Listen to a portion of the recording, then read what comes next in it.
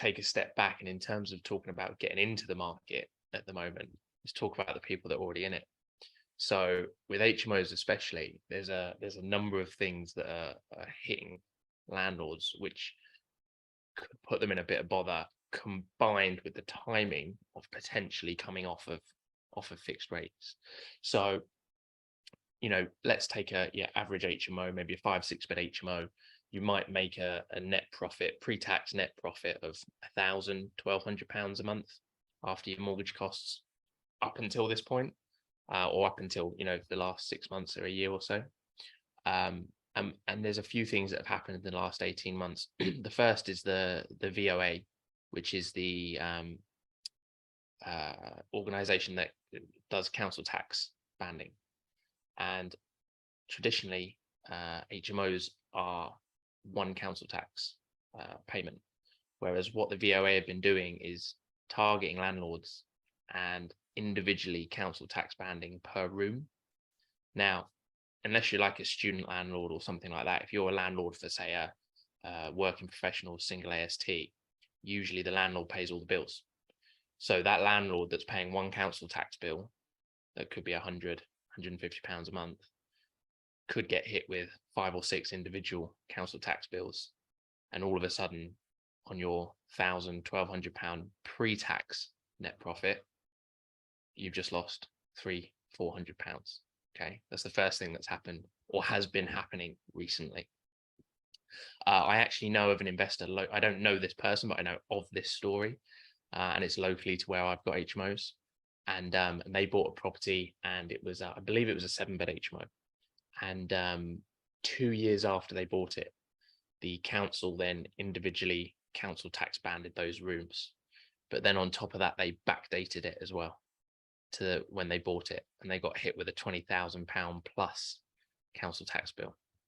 So yay, that was really nice for them. So that's and there's literally nothing you can do about it, Rob, either, is there? Like, it's one of those things you have to mitigate. Keep your head under the parapet, that's what. Yeah. Don't let them find you.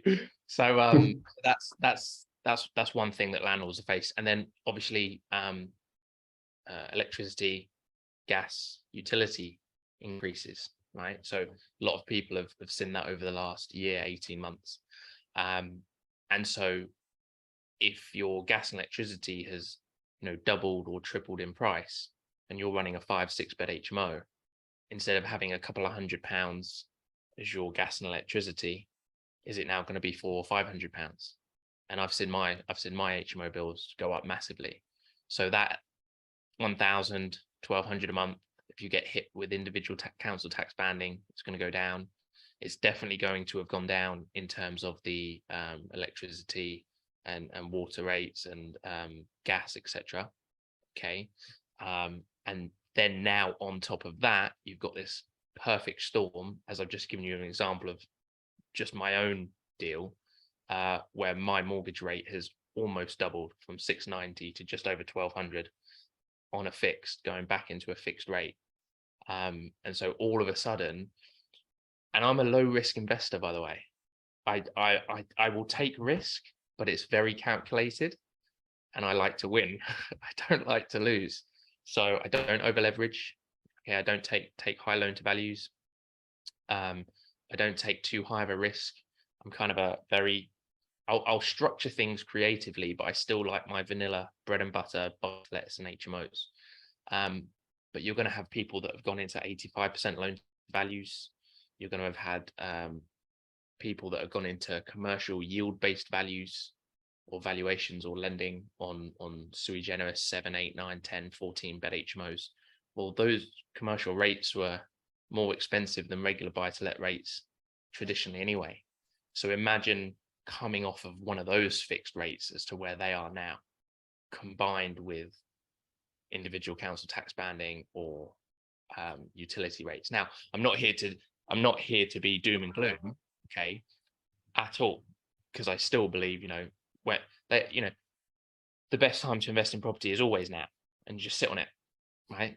But I do think we're going to see quite a few investors who have over leveraged or a little bit cash strapped being in quite a bit of a painful situation when their previous 2 and 5 year rates come to an end, and they get a bit of a shock of a lifetime as to what we can do for them now.